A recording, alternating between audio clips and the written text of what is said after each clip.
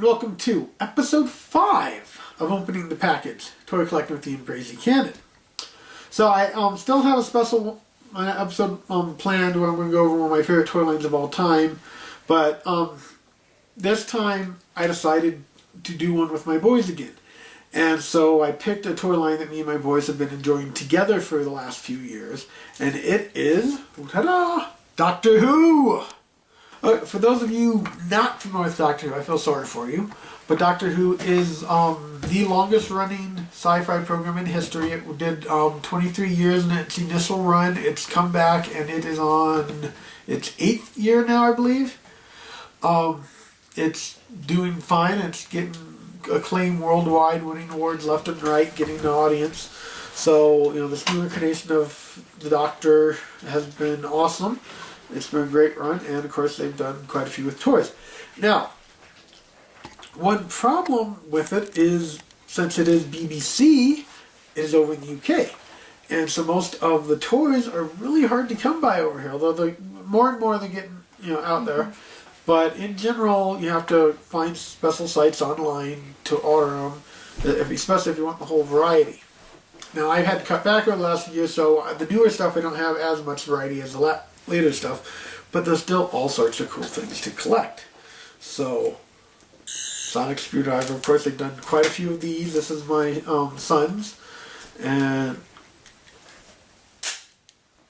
cool little toy. You got the button on the back. You gotta love this stuff. I mean, Doctor Who has some of the funnest role-playing pieces. The little prop things for the kids to play with, and that definitely works great, especially for costuming and stuff.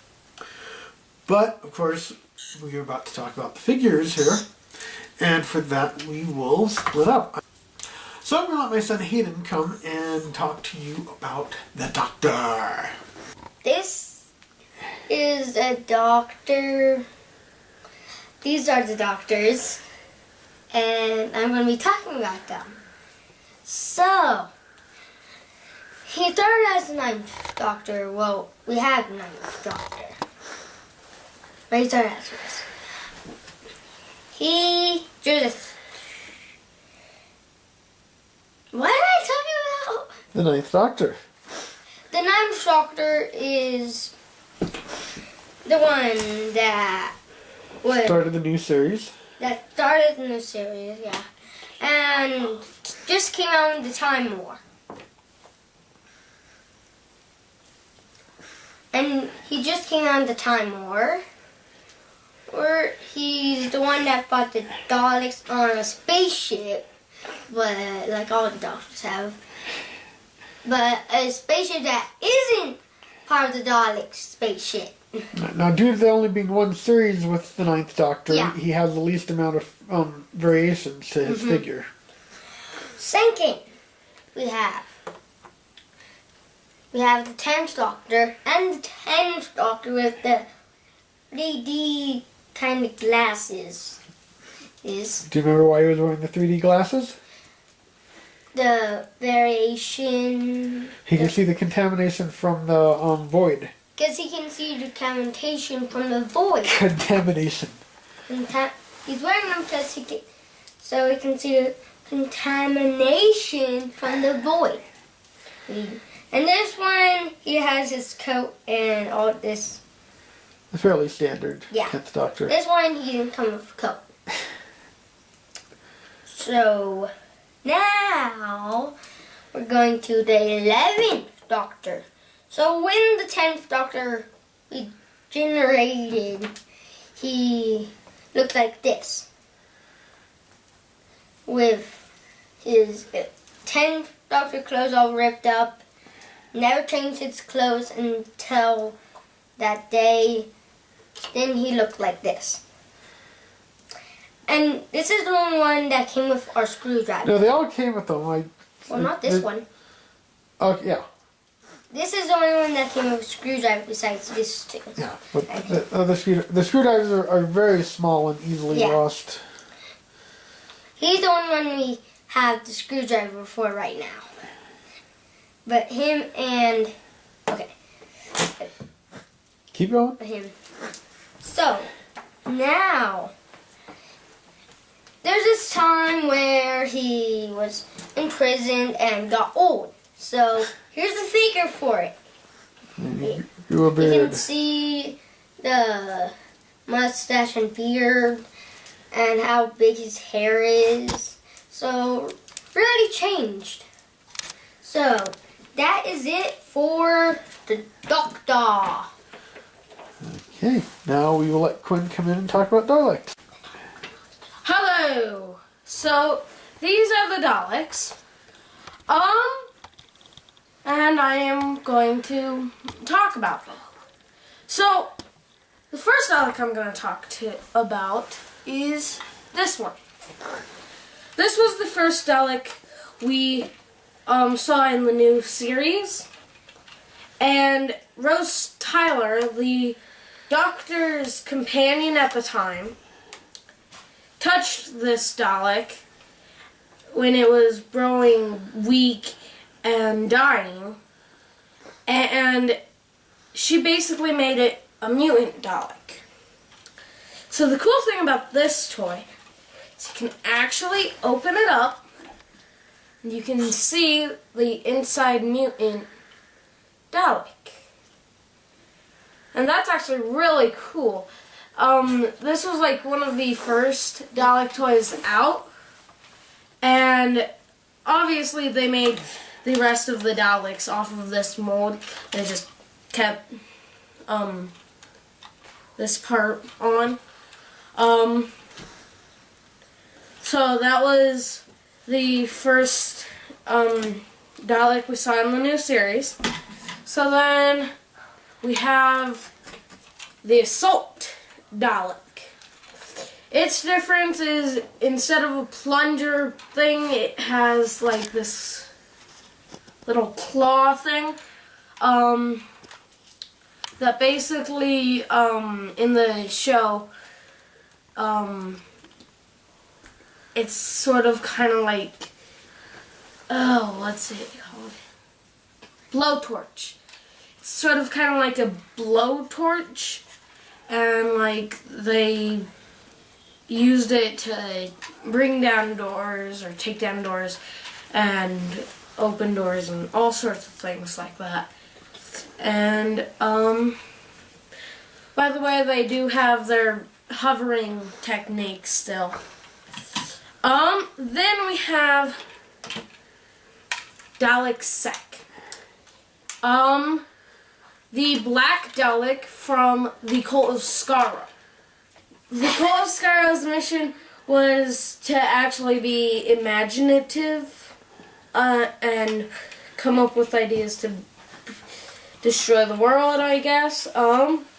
So another person in the Cult of Skaro is Dalek Thay.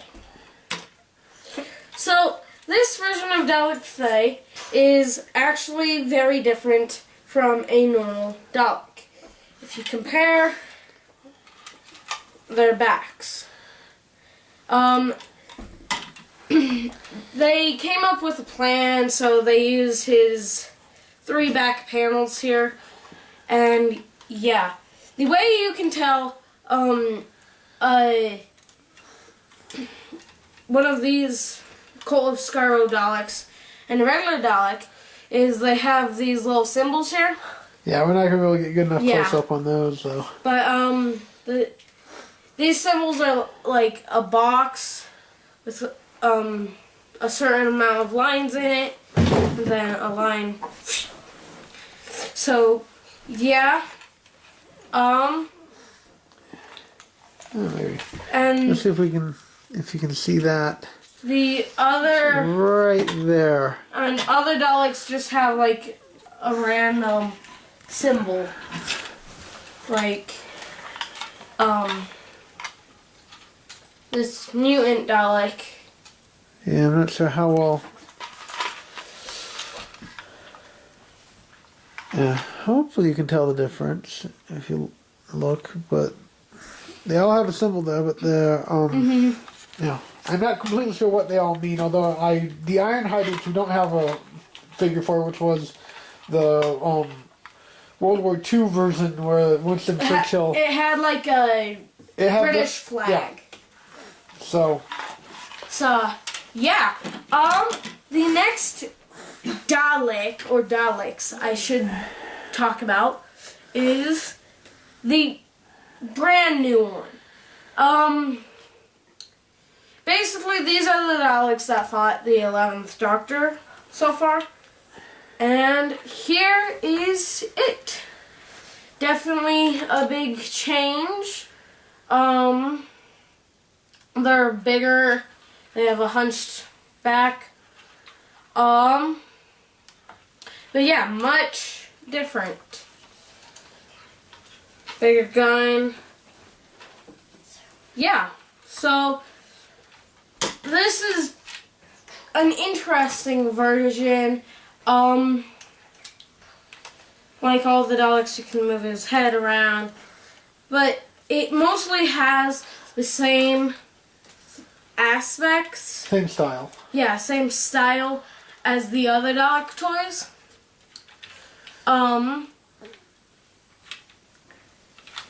And I just kind of like this look. It just looks newer, and I don't really know why I like it so much. I just do. But then another thing we have,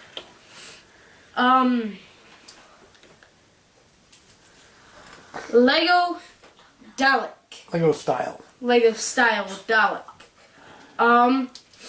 There's blue, red, white now. Well, I don't know what series they're on now. No, they've only done 2 so far. So only blue, red, and white.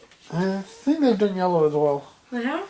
Oh yeah, because of the sets besides these. And see a bunch of figures. We also have a Cyberman. Pretty cool. Yeah. We have versions of the Doctor. 2 different versions. This one has a lighter coat. This one has a darker coat. Okay, so we've seen some of the basics. So now I will go over a few of the other stuff that's out there with the action figures. Now, of course, where would the Doctor be without his companions? So, within the character option line of figures that we've been showing you, they've done just about all his, in fact, they have done all the companions in various outfits. So we of course have the first companion of the new series, Rose Tyler. Now this version of Rose came with K9, classic. So now of course K9, pop off his panel and see the inner workings of him.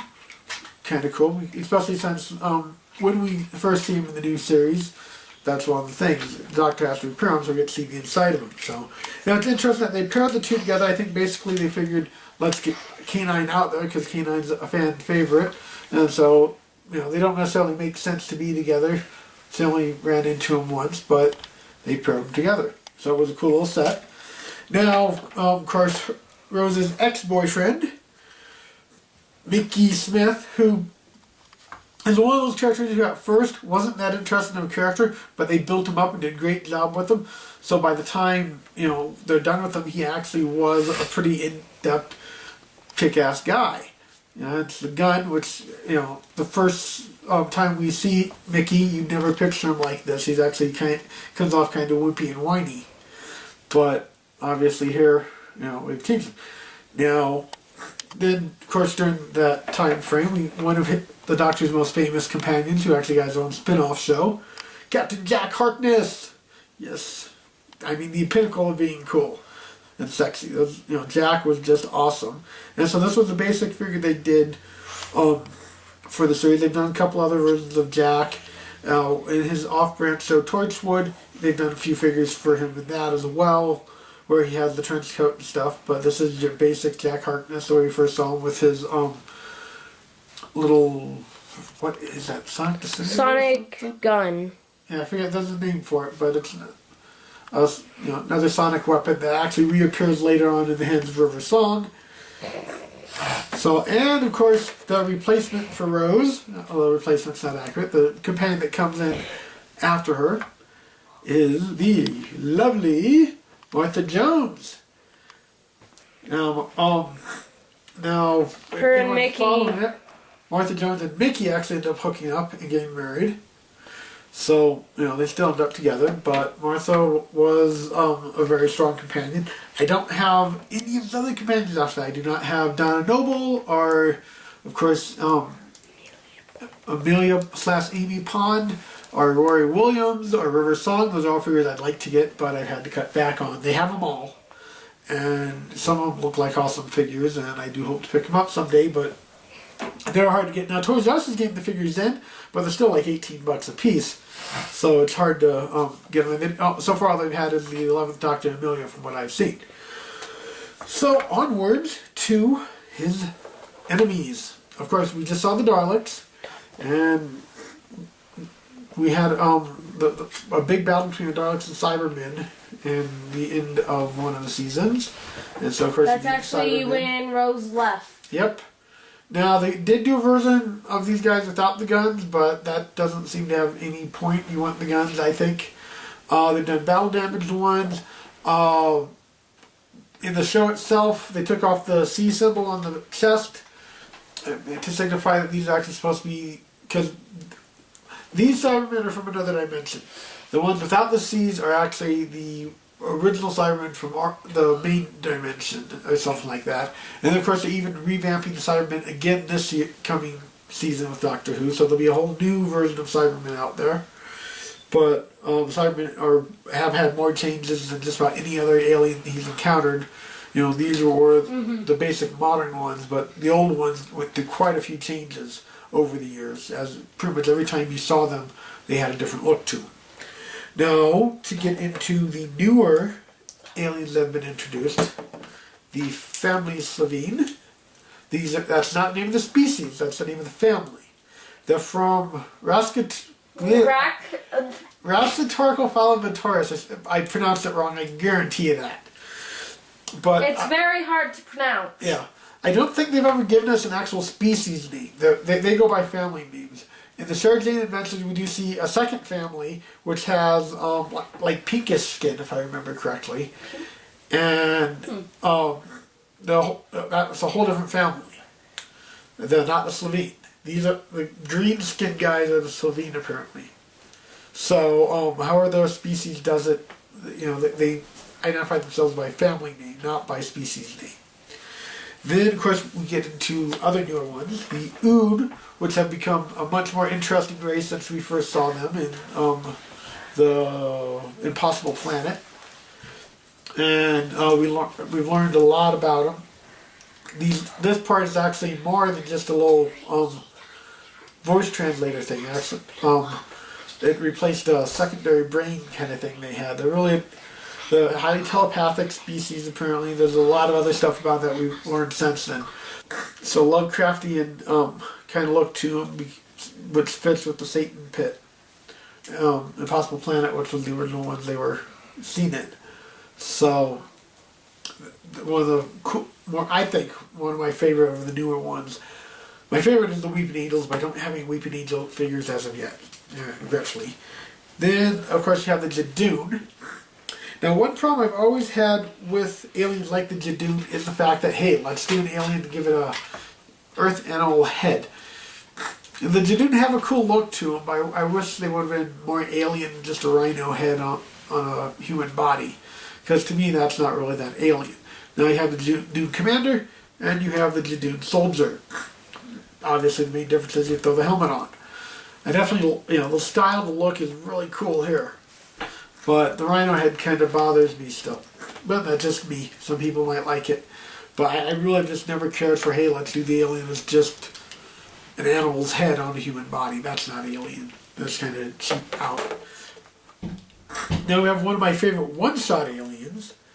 These aren't really aliens. They're probably human-made, in fact, but enemies, definitely. The Clockwork Men. These were in one of the best episodes ever, Girl in the Fireplace. They were extremely spooky and well done. You know, if you look at the faces, you know, that's definitely kind of a spooky little thing to see. But one of the coolest things about these guys is the masks come off, and you can see their, what is it? Oh, I know what it's called. Clockwork Technology heads, which can't see too well, but I mean, that's one of the cool features about these guys, is to actually be able to do that. Pop them back on. But very well done. They have removable little saw devices that slip in their sleeves. I love the detail on these guys. You know, they definitely look the part. You know, another well done. And then we'll get to the big bad guy, the Master. This is the original version of him for the toy line, based off of his first appearance. He came back in a follow-up episode where he was extremely different looking. You know, hair color, clothes, everything. And they did do figures of that as well, but I don't have those. This is basically the, you know, like I say, the first real appearance of him. So, you know, they covered quite a wide variety of characters within the Doctor Who line, even though it's been around for so long. It has a lot of characters no one really wants even, which I don't know why they're releasing some of them, but they've released them. So you could, a lot of the characters, very minor characters, very uninteresting characters, have had toys done of them. Go figure. So I'm going to finish this one up. Next little pause, and I'll just edit through. So I'm going to finish this one up with a interesting thing they did called Micro Universe.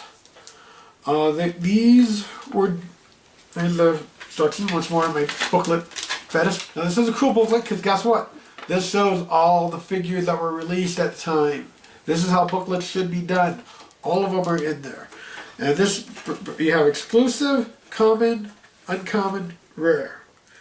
I don't think we got any of the rare figures. We didn't really collect this heavily. We got some of the uncommon and obviously, you know, some of the common stuff. Didn't really go for any exclusives. And there's also 6 special sets. We didn't get any of those. So we don't have too much of it. Now the idea of it was you have these little mini figures, and on the bottom there are numbers. You would basically do combat, and you would pick if they'd fight temporal, logic, fear, or physical. And depending on what was picked ahead of time, you know, obviously that's what they would do combat with. Then there was a little TARDIS control dial thing, like a top. You'd spin it, and what that landed on would give you the bonus for your combat. And so each person would get a different bonus, and you'd flip them over, add the scores, add the bonus, and ta-da!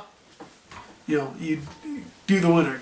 Not the most elaborate game, but you know, that's the way we did it. Now, what's cool is, you know, you got like Mickey Smith, and of course, you know, the figure matches up fairly closely. You have the Master, and of course once more matches up fairly closely with the figure. We got the Clockwork guys, which interestingly enough match up with their counterparts. Zadoon and Cybermen, and once more, it's obviously all done by the same companies because, you know, they definitely match up pretty well. So you got Cybermen here. So just a cool little sub line. Didn't last too long. It was kind of hard to get. Obviously, once more, you know, out here in the USA, the stores aren't getting any of the Doctor Who stuff regularly. Hopefully that'll change. It's getting bigger and bigger out here. More and more people are aware of it. And as it gets bigger and gets more of an audience, more of demand, hopefully the American stores will start picking it up. So, that is my little episode on Doctor Who. I hope you enjoyed it. As always, here is the email for the show. OpenTeaPackage@gmail.com. OpenTeaPackage@gmail.com. Still waiting for some feedback. Would love to know what people think. Trying to build up an audience, obviously. Those who do check it out, thank you. Please check it out. And I hope you've enjoyed it. And that will be it for this episode. Goodbye.